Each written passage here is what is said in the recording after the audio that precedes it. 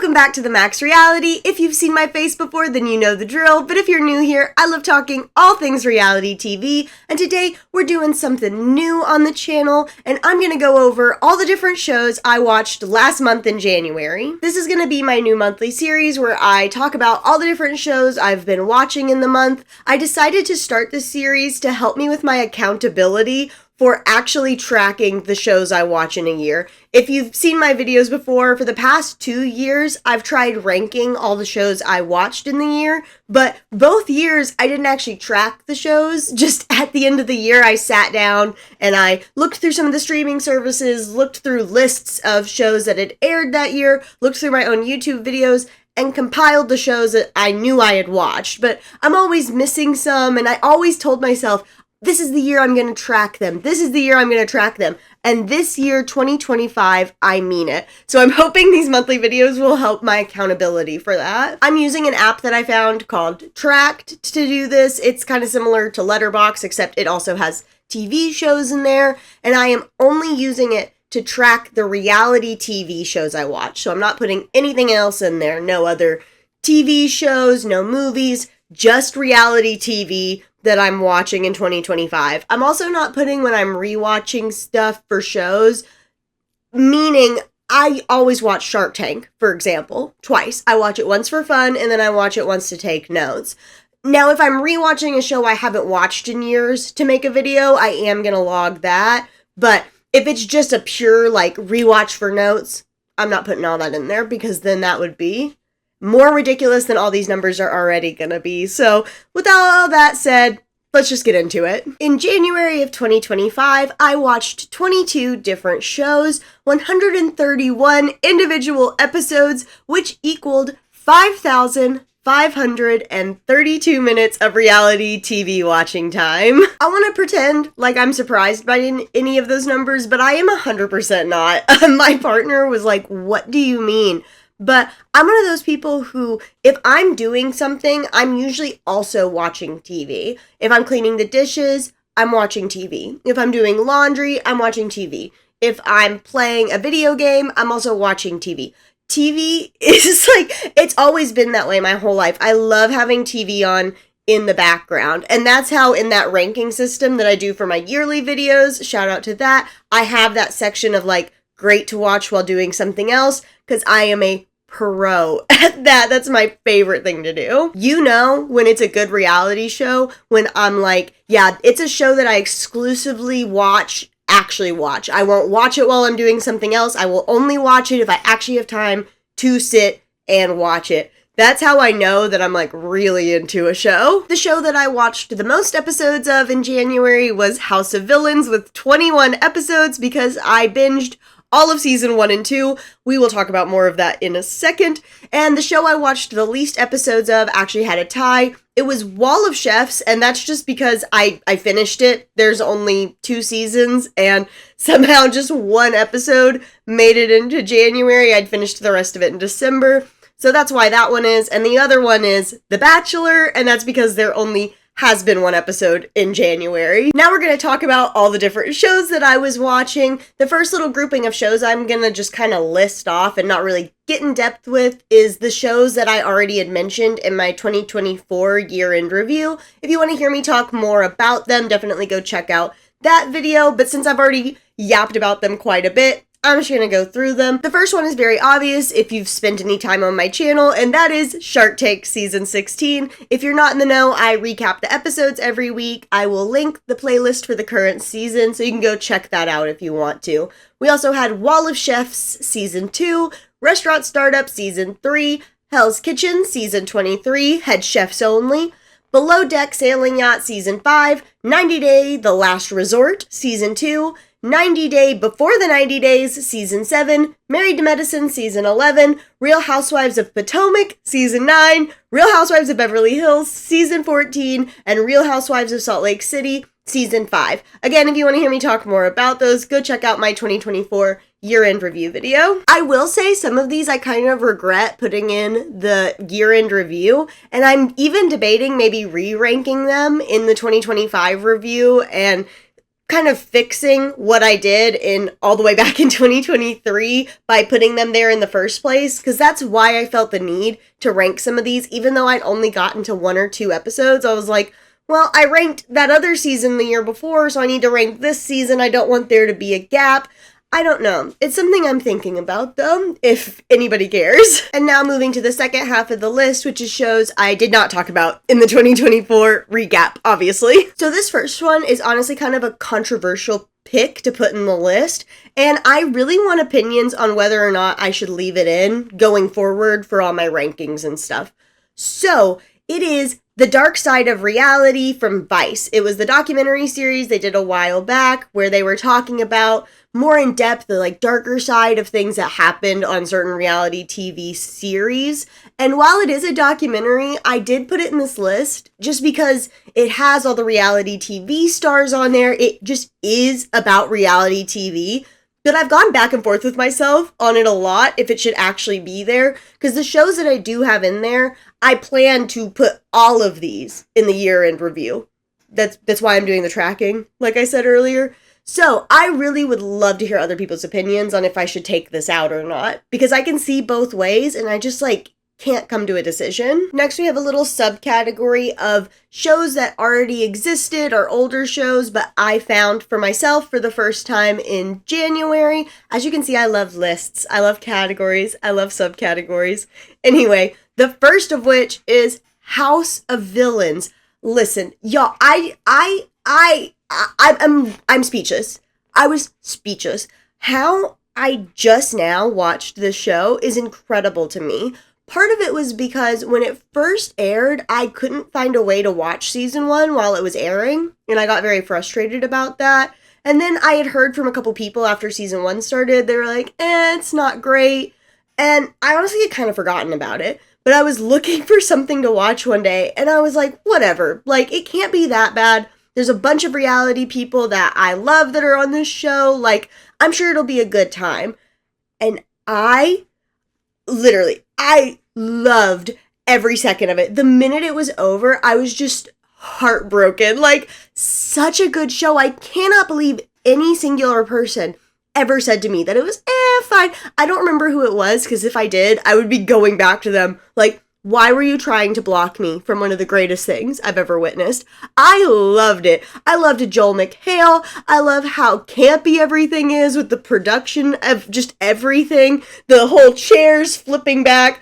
Also, one of my favorite moments was in season 2 when they were trying to redo this joke game where they had to come up with joke captions for pictures, and the game was just going so badly because the contestants weren't funny, and the show was just yep, this wasn't good, and did silly fast forwarding through it. So many other reality shows take themselves so seriously and would try to find a way to make that section of that game okay and just force us to suffer through it. But House of Villains is just so good at being nah, this is silly, let's move on. Just I need to make a separate video about it because I think I could talk forever about how much I enjoyed watching it. I am also begging whoever casts that show to reach out to Kevin from Shark Tank and see if he will go on, because I think that would be so funny. I am begging, I am putting that out in the universe every chance I get, because how fun. Moving on, our next show is Wildcard Kitchen. I watched all of season 1, and now I am currently watching the season that's airing now, season 2,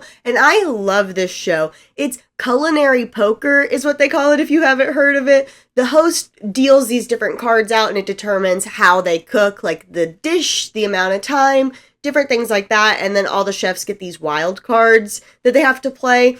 Overall, it's a really fun show. They do it with celebrity chefs from Food Network and all of that. And all of them bring in their actual own real money to bet and play the poker game. It's very fun. It's very just a good light time. And seeing the dishes these people come up with some of this stuff is so great. Highly recommend. The next show is Stranded with My Mother-in-Law. I watched both season 1 and 2. It aired first in 2023, and it's actually in Portuguese, but Netflix does have it dubbed over in English if you want to watch it that way. And I had a really good time with this one as well. As you can imagine from the title, this has different children and mother-in-laws working together, competing against each other in different challenges. The actual children of the mother-in-law are also there. They're just like separated in this bunker thing. I really, really liked it. I think the only complaint that I could have is it did move a little slow.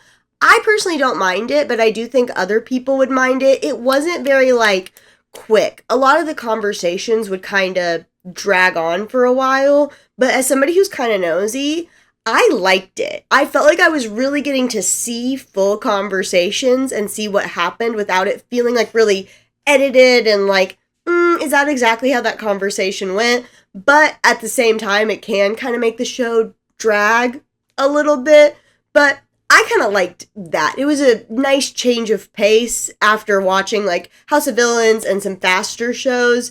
I enjoyed it, but I do warn people that I feel like if you're not prepared for that, it could feel a little like, okay, because the episodes are like close to an hour, maybe they're 45, I can't remember exactly, but they can feel a little long. It also led to a lot of like really deep and sweet moments, like between families. There was a lot of beautiful bonding, and the host, love her. I love the host. Honestly, she's also one of my favorite parts. And last, I watched a show all the way back from 2017 called Second Wives Club. I watched all of it, which was one season because it did get canceled after that. I'm not even gonna edit that out. I can't really necessarily say I recommend this show. I don't think that would be the word I would use. Was I entertained while I watched it? Yes, for the most part. However, there were a lot of moments that were also very just cringe-worthy on so many different deep levels. And also, aside from cringe, just like weird blatant racism toward the only black woman on the cast that she just had to like deal with. I just kept like they really only showed it prevalently on one episode, but I was just sitting there like, this is 27, are we sure it's 2017? I need 2 watches like Kevin. Anyway, I guess I should say the only blatant time was one episode because it was prevalent like throughout multiple episodes, but there was one episode where it was like, I can't believe they even aired this. Literally, one of the other women, so I don't exactly remember the full context of this. This very much became a background while I was doing other stuff show.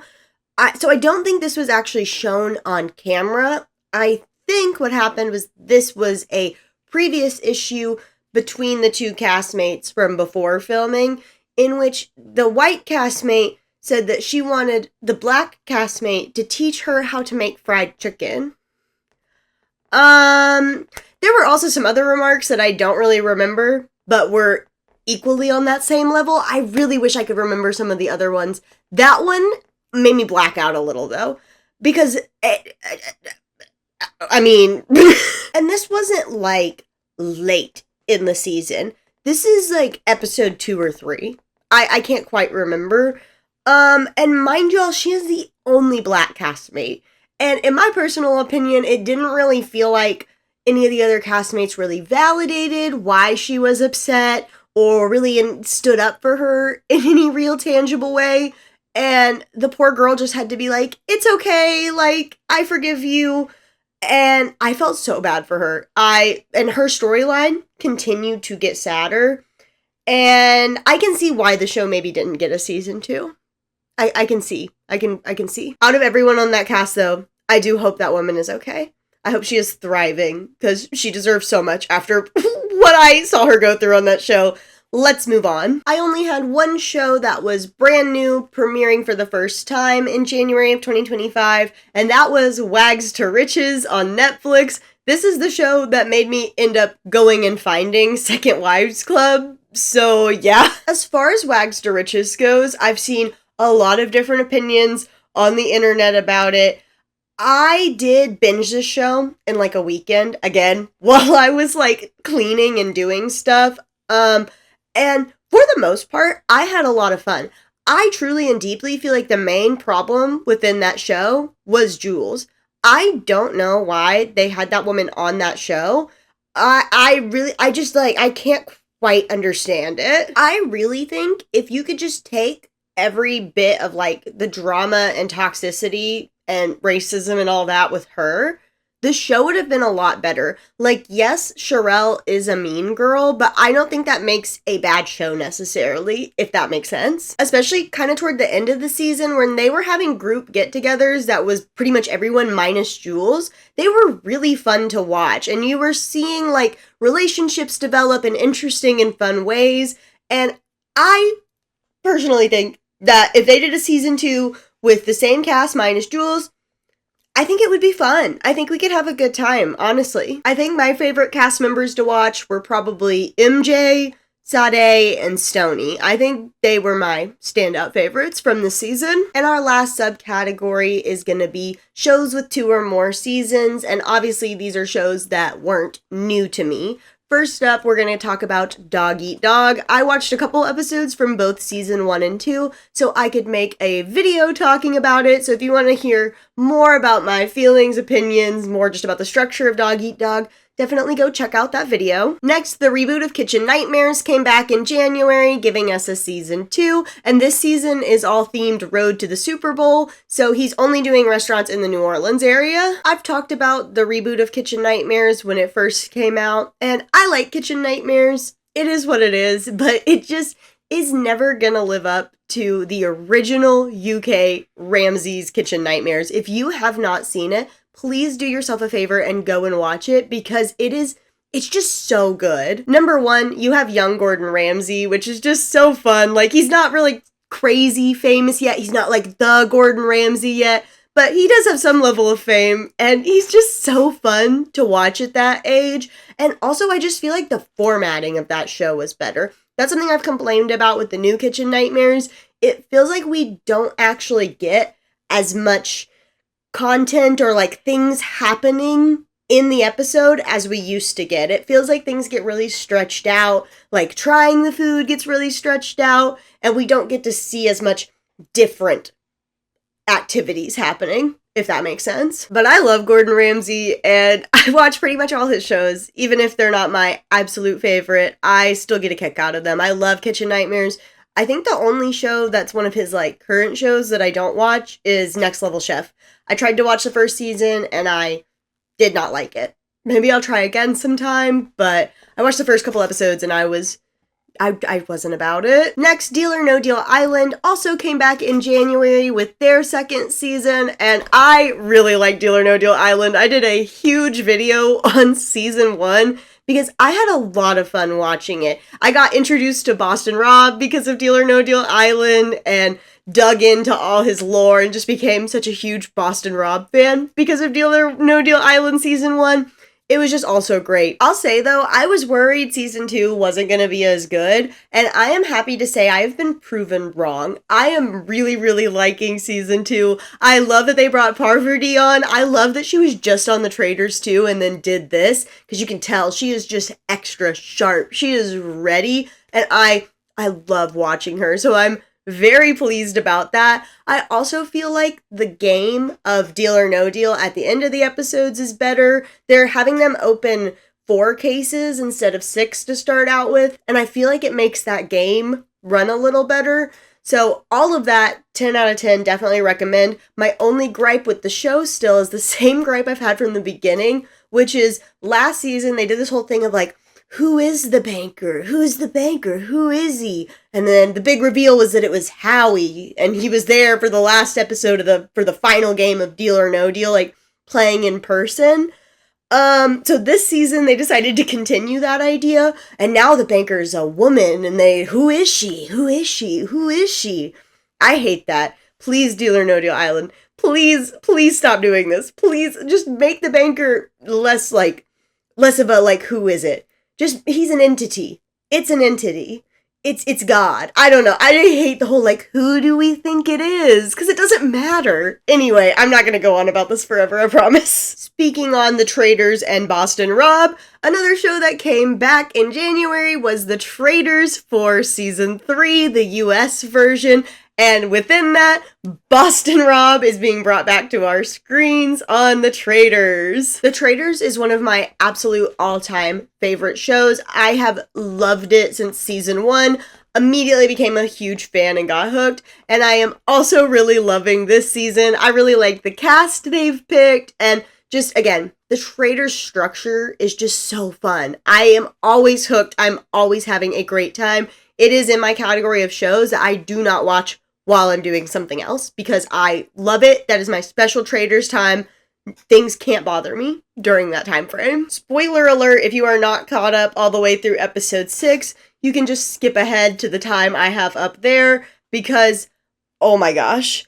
So, number 1, I'm really sad that Bob got out so early, and I'm sad it was Boston Rob who got him out. But, like, I mean, there's a lot of argument of, like, was he talking about him, was he not?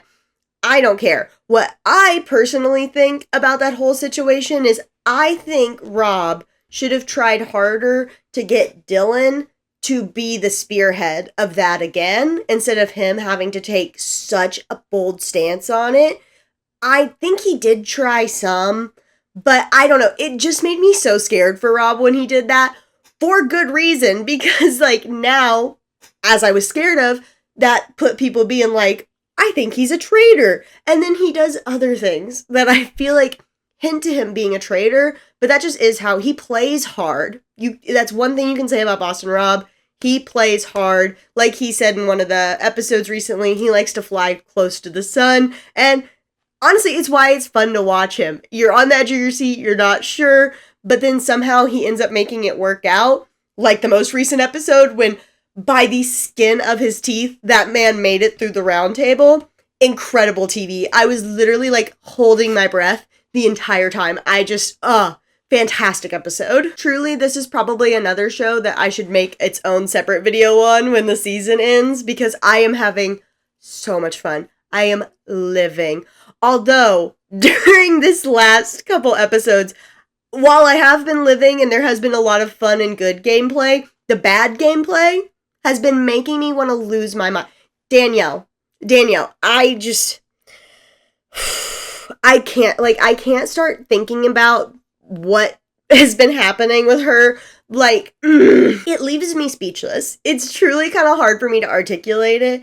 I just don't know why she's doing some of the things she's been doing. Like going after Carolyn. I just need her to explain that. I really want to know why the thought process was she needed to get Carolyn out to get Boston Rob out. That was all just so confusing to me, and it's caused such a mess. And honestly, it was so funny seeing the 3 of them in the turret with Robert just like, Robert, who am I? Seeing Boston Rob just like, I don't know what to do. I just can't. Because that's how I felt watching it. I was like, what do you do? What do you do with this? But I can't wait to see where the season goes. It's been so fun so far. And our last show that came back in January and the last show of this entire list is The Bachelor returning for season 29 with Grant season. I don't really have much to say on this one yet because literally the only episode that's come out so far is night 1, but I had a lot of fun with night 1. I really love The Bachelor versus any of the other ones because I just think the women are way more fun to watch. Sorry, not sorry. I also love night 1 on The Bachelor the best because you get so many cute outfits. I love all the dresses. I have so much fun on night 1. I live. Until it gets into the small talk part, then I get kind of bored. But the outfits, the limo entrances, I live for it. Some of my standouts from night 1, I am so sorry if I pronounce any of these girls' names wrong. I just have them written down, and honestly, I also hope I spelled them right. I'm not 100% sure because I was just writing this for myself. Alex, the girl with the llama, love her. Alicia, Serafina, and Lydia. Those were the names that I wrote down for my front runners, the girls that stood out to me the most on night 1.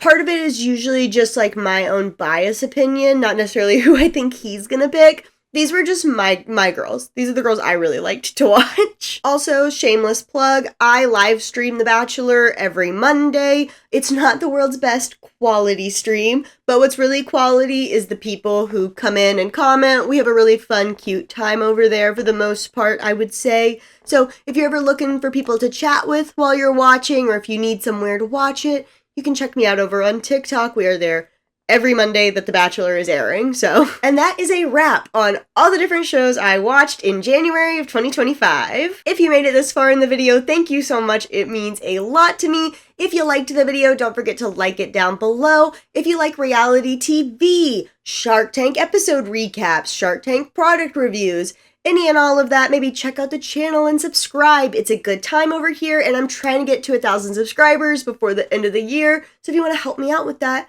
I'd really appreciate it. As always, if you have any thoughts, feelings, opinions, comments, I want to hear them all down below. I want to know if you've been watching any of these shows, if you're gonna go watch any of them. Let me know all that and more down below. And until then, I'll see y'all in the next one.